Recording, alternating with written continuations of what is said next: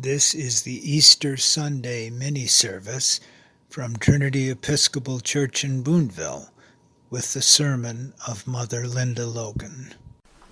With a voice of singing, declare ye this, and let it be heard. Hallelujah.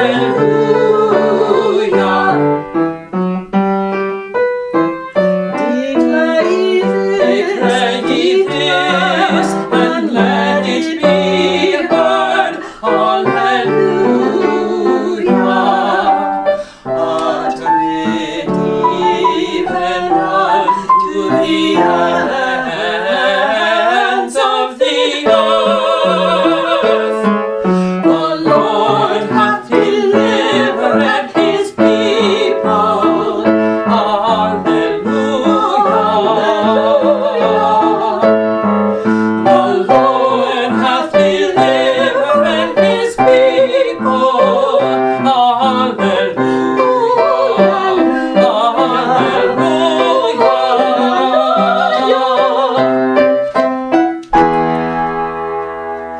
Oh, be joyful in God, all ye lands. Oh, sing praises to the honor of his name. Make his praise to be glorious.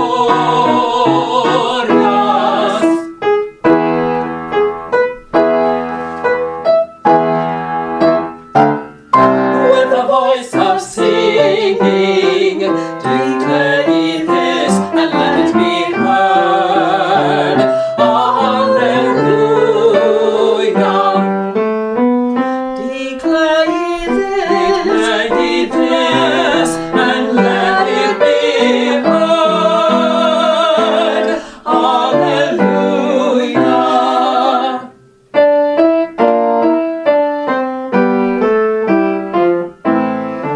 Hallelujah. Declare ye this, and let it be heard. Hallelujah.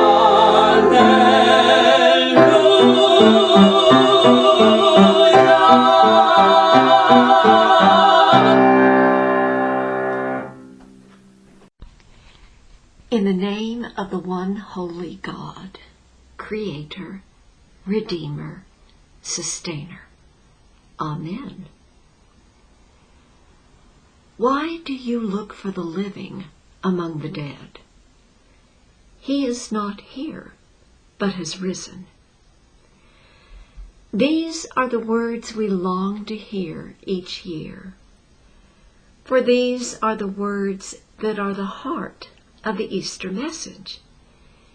Jesus of Nazareth, who was killed 2 days before, is not to be found among the dead, for he has risen. These are the words we long to hear because we either believe them or want to believe them. For if they are true, they redirect the course of our lives. If they are true, they free us from fear. Fear that this life, whatever its character is for us, is all there is. Fear that we really are alone in the universe, that there is no love except that which we and others like us generate. And so we yearn to hear that Jesus really has risen from death into a new and glorified kind of existence. Because if it's true for him, then it might be true for us as well. And God knows we yearn for a new kind of existence. We live surrounded by death. In the horrifying reports from Ukraine, and reports from other countries whose situations still break through our focus there. And here, back home, there are the deaths of persons we hold dear, the death of hopes, of love, some of those deaths striking with a suddenness that shakes our faith in the very order of things, some with a gradualness that, for all the slowness of its progress, makes it clear that we are helpless to stop it. We yearn for freedom from these deaths. We yearn for newness of life. And so we turn our hearts to the Easter message, hoping that it's true, but at a loss as to how to prove it. How do you prove that this man who lived 2,000 years ago and was killed in a public execution is risen from the dead? Has anyone you know seen him? Has he raised anyone you know who has lain 4 days in the grave? Or given sight to anyone you know who was born blind? The Gospels tell us that he is risen from the dead, but they vary in what they have to say about his resurrection. They all tell us that the tomb was empty that first Easter morning. But the first of those Gospels to be written also tells us that the reaction to that discovery was fear, crippling, strangling fear. And that Gospel has no picture of the resurrected Jesus. So, how do you know that the Easter message is true? How do you prove it? By opening your eyes and taking in the people around you. All around you are people who have lost loved ones to death. And sitting near you is someone who is slowly losing the person they most dearly love to some unstoppable and dehumanizing medical condition. There are people here who have had their plans for employment or retirement shot down. And there are people here who have had their hearts pierced by their relationships with others. But they are here. And they are here because something draws them. Because somehow coming here and kneeling at that altar and taking a piece of bread and a sip of wine and listening to stories about that man Jesus give them the ability to go back out into their worlds and into their heart-rending situations. And they go with hearts that themselves have been made new, and with some of the death they face already defeated. And the worlds they touch are changed because that newness is within them. That courage that is within their hearts makes a statement that those around them take in.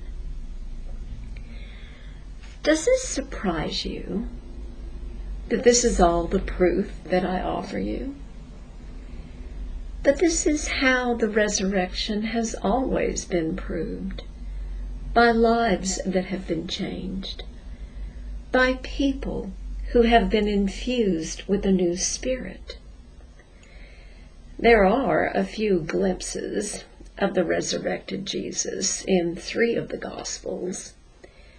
But if you want to read the first accounts of lives that were turned around by his resurrected presence, read the letters of Paul and the Acts of the Apostles. And if you want more evidence of the written type, then read the writings of the Apostolic Fathers and the saints who have permeated all the ages since. And if you are not the reading type, then consider the Church itself and the evidence that its teachings and its sacraments have been the sustenance of people for more than 2,000 years. But all of these ways of proving the resurrection will take you to the same reality. The evidence of the resurrection is in the people who are changed.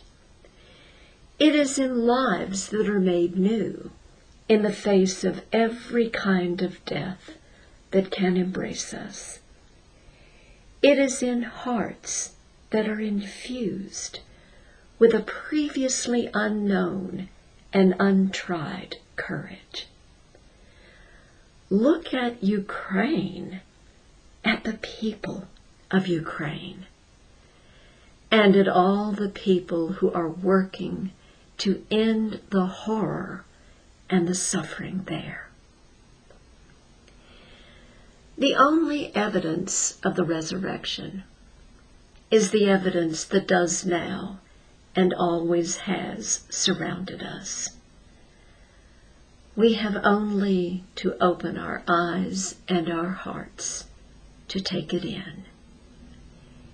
Jesus is risen and is within and among us. Amen.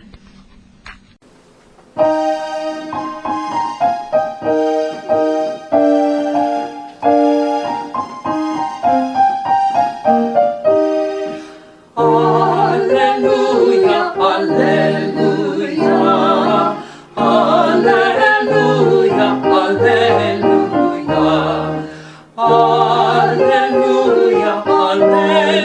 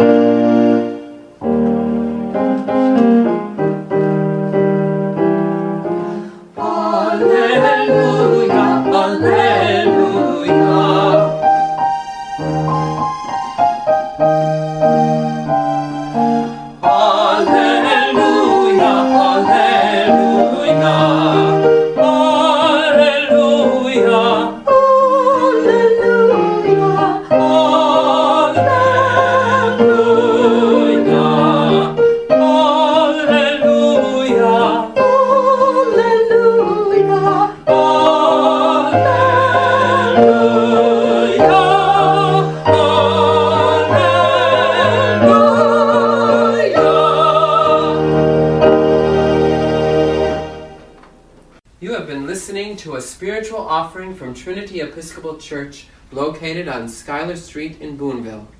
We're glad to be part of your day, and we invite you to join us in person for our weekly service at 9 o'clock Sunday mornings.